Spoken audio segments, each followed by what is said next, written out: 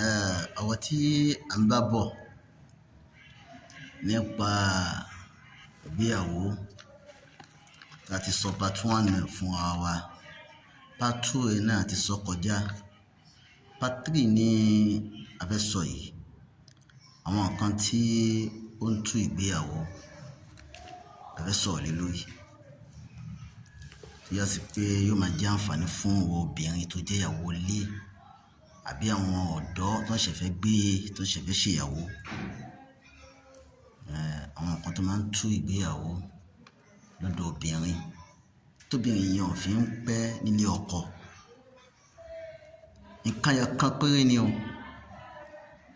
Nǹkan yẹn kan yìí ó wá kó nǹkan méje sínú. Nǹkan yẹn kan yìí ó kó nǹkan méje ó kó sínú. Kí ni nǹkan yẹn kan náà? Àwọn náà ni qaswatul qalbi. Qaswatul qalbi, ìmú ọkàn nílé. Tọkàn èèyàn bá le nílé ọkọ, owó obìnrin yẹn kò ní pẹ́ ní ọkọ. Ó gbọ́dọ̀ jẹ́ kọ́kàn ẹ lé o. Ìwọ obìnrin tó bá fẹ́ pẹ́ ní ọkọ, ó gbọ́dọ̀ jẹ́ kọ́kàn ẹ lé, ọkàn ẹ gbọ́dọ̀ wọ̀. Àfáà wa ní qaswatul qalbi yìí, àwọn nǹkan méje tó kó sínú yìí. Alákọ̀ọ́kọ́ ni wípé al-ghaflatu an dhikrillah. Yóò máa gbàgbé nípa ìmáa rántí Ọlọ́run, máa dárúkọ Ọlọ́run. Gbogbo obìnrin tó bá ti wà ní ọkọ tí ò bá lè jẹ́ kí tọlọ́run kó sọ Ọlọ́run di ọ̀rẹ́ rẹ̀, gbogbo challenges tó bá ti rí ilé ọkọ tètè máa sọ fọ́lọ́run lẹ́sẹ̀kẹsẹ̀ kó tó sọ fẹ́nìkan. Ó rí bẹ́ẹ̀ pé tó bá ń ṣe tí a sọ yìí, wàá pẹ́ lé ọkọ. Gbogbo obìnrin kan, alájà kan, ó wà ní ọkọ wọn dì sí Ọlọ́run ní túmọ̀ ká láéláé. Nígbà tí wọ́n marry ìjọ náà, èyí tí wọ́n sọ yìí ó fà 10 years ago sí 20 years. Àti tó 20 years báyìí. Àwọn ẹbí ọkọ wa ń fèsì ẹ̀, wá rí challenges látọ̀dọ̀ wọn. Kò sí méjì, ó ṣàlùwàlá, ó gbé Al-Qur'an, ó bọ́ sínú Suratul Kahf, ó bẹ̀ sí ní sá, ó bẹ̀ sí ní pé Ọlọ́run pẹ̀lú àsúrà yìí. Wallahi al-azim, ó ti ṣẹ́gun already, ó ń gbádùn ní ọkọ ìlọ́lọ́ báyìí. Ọlọ́run ní tún wọn ká. Wọ́n náà dá bẹ́ẹ̀. Tó bá ti lè máa rántí Ọlọ́run ní gbogbo ìgbà tó súnmọ́ Ọlọ́run, ó jèrè ọkọ ẹ̀ o, ẹjọ́ kalẹ̀. Ẹlẹ́ẹ̀kejì wa adamal khushu'. Owó ẹni yẹn tẹ́mi rẹ̀ bá lé nílé ọkọ kò tún ní ìbẹ̀wò ẹnikẹ́ni, kò ní níbẹ̀wò ọkọ rẹ̀, kò ní níbẹ̀wò ẹbí ọkọ, kò ní níbẹ̀wò ẹnikẹ́ni. Gbogbo obìnrin tó bá ti níbẹ̀wò, tó lẹ́ni tí ò ń tijú tó ń bẹ̀rù rẹ̀, kò lè pẹ́ ní ọkọ. Àbí o gbọ́dọ̀ jẹ́ kí ìbẹ̀wò ọkọ rẹ̀ wà lẹ́mìí rẹ̀. Ó máa tijú Ọlọ́run lára ọkọ rẹ̀ ni. Ọlọ́run tá fẹ́ bẹ̀rù dà, ó wà máa wọ Ọlọ́run lára ọkọ ẹ̀. Ẹgbàdí Nabi sallam sọ, ó ní law kuntu amiran ahadan an yasjuda li ahadi. Ó ń dá yásí Ọlọ́run pa wọn láṣẹ fún èèyàn kan nínú ìjọ mi kó forí balẹ̀ fún èèyàn kan bíi tiẹ̀ náà ni. Yásí Ọlọ́run yàn dá àṣẹ èèyàn fún wa Nábì pé èèyàn kan nínú àwọn ìjọ mi ó yá forí balẹ̀ fún èèyàn kan nínú ìjọ mi yìí náà.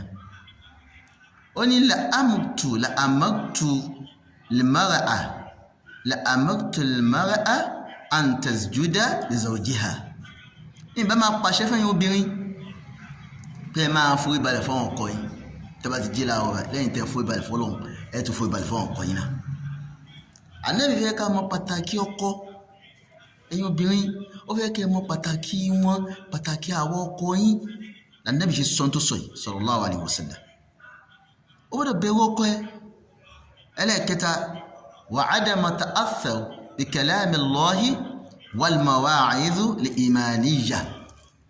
Òun náà ni wípé kò ní mọ pàtàkì ọ̀rọ̀ Ọlọ́run àti ìkìlọ̀ tí ó mú ẹ̀mí rẹ̀ dúró. Tí wàhálà kan bá ṣẹlẹ̀ láàrin àwọn àtọkọ rẹ̀ ń sìn, tó ń gbé ìbínú yẹn bọ̀, tọkọ ẹ fi ọ̀rọ̀ Ọlọ́run pàdé ẹ, yóò kọ́ sọ fún gbàgbé ọ̀rọ̀ Ọlọ́run yẹn náà, kó gbàgbé yẹn kọ́ là ń sọ lásìkò yìí. Ó gbọ́dọ̀ ní ìfarabalẹ̀ láti gbọ́, tó bá gbọ́ ọ̀rọ̀ Ọlọ́run tó fi pàdé ẹ̀yẹn á lè jẹ́ ìkìlọ̀ fún wọn náà kí ìgbàgbọ́ rẹ lè strong. Ẹlẹ́ẹ̀kẹta nìyẹn, obìnrin tó bá ti máa ní nǹkan bẹ́ẹ̀ yẹn irú àwọn obìnrin bẹ́ẹ̀ lẹ́mí wọ́n máa ń lé ọkọ tí ó sì ń pẹ́ lé ọkọ. Ẹlẹ́ẹ̀kẹrin, waqillatul haya'i min Allah, ìtìjú rẹ̀ yóò kéré pẹ̀lú Ọlọ́run.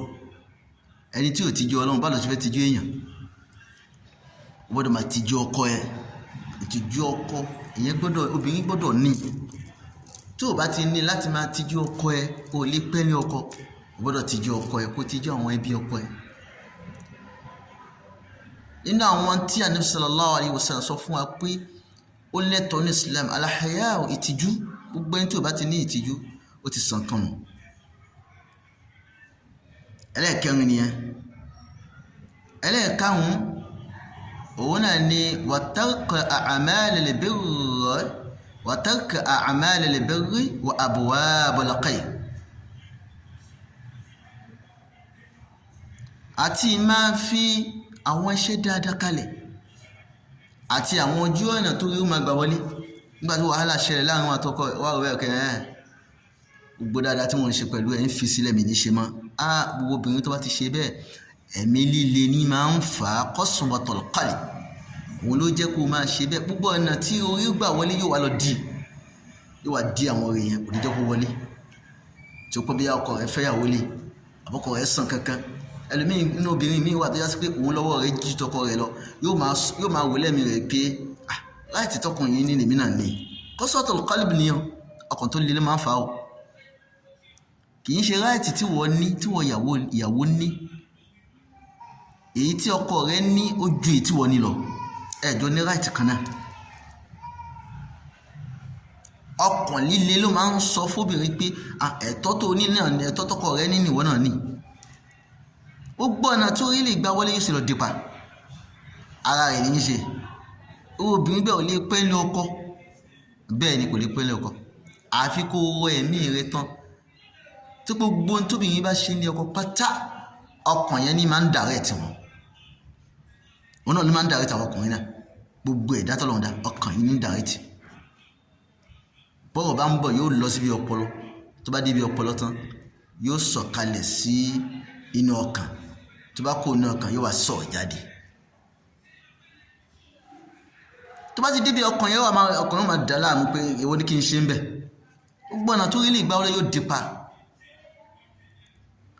Ẹlẹ́ẹ̀kẹfà, wa adamu rahma bil qalb, kò ní jẹ́ olójú àánú, kò tún ní ojú ìkẹ́ àánú sí àwọn ẹ̀dá tọ́lọ́run dá, sí àwọn ẹbí rẹ̀, ẹbí ọkọ rẹ̀ àti ọkọ rẹ̀ fúnra rẹ̀. Kò ní jẹ́ ẹni tí ó máa ní ojú àánú, ojú ìkẹ́ àánú kò ní sí lọ́dọ̀ rẹ̀. Ẹlẹ́ẹ̀kẹfà nù. Ẹlẹ́ẹ̀keje, wa wahshatu yajiduha al-abdu fi qalbihi ma'a rabbihi wa ma'a salihin. Kò ní ní ìbáṣepọ̀ èyí tí ẹrú Ọlọ́run kan tí ènìyàn máa ń ní nínú ọkàn pẹ̀lú Ọlọ́run ọba rẹ̀ àti pẹ̀lú àwọn ẹni rẹ̀, kò ní sí lọ́dọ̀ tiẹ̀. Ẹni tọkàn rẹ̀ bá le, ìbáṣepọ̀ tí èèyàn máa ń ní pẹ̀lú Ọlọ́run, tí fi máa ń ṣe fàájì pẹ̀lú Ọlọ́run, kò ní sí lọ́dọ̀ rẹ̀ nígbà tọkàn rẹ̀ ti le. Kódà kò ní ní lọ́dọ̀ àwọn ènìyàn gan, kò ní ní lọ́dọ̀ ọkọ rẹ̀ náà. Gbogbo méjèèjì tá a sọ yìí, gbogbo obìnrin tó bá ní lọ́kàn nínú àwọn tí qaswatul qalb, ọkàn líle ń bẹ nínú ayé rẹ̀ ni. Tí wọ́n bá ti kú mẹ́ẹ̀ tó fi gbogbo ń tá a sọ yìí tó fi sílẹ̀, tó sí gbogbo àwọn nǹkan wọ̀nyí tá a kà méjèèjì yìí, tó sọ di tó máa di ẹ̀tọ́ fún ẹ, ó máa pe Ọlọ́run ní gbogbo ìgbà, ó bẹ̀rù ọkọ rẹ̀, ọ̀rọ̀ Ọlọ́run máa wọ etí yìí, máa dínú ọkàn rẹ̀. Gbogbo àwọn nǹkan yìí tó bá ti mú níṣẹ́ ṣe, ó pẹ̀lẹ́ ní tí ó jèrè ọkọ tó ti jèrè ọmọ, tó pẹ̀lẹ́ ní tó yá sí pé yóò pẹ́ nílé ọkọ rẹ̀. Òun náà ni ọ̀rọ̀ àǹfààní tí a ní ká tún sọ fúnra wa. Ibi ni a sọ̀kalẹ̀ sí nípa ọ̀rọ̀ ìgbéyàwó. Ọlọ́run dákú máa fún wa sọ nírọ̀rùn, kó sì máa fún wa ṣe nírọ̀rùn, má ṣe lè láṣẹ mọ́ fún wa. Albarka Ànábì wa Muhammad sallallahu alaihi wasallam. Subhana rabbika rabbil izzati amma yasifun wa salamun alal mursalin walhamdulillahi.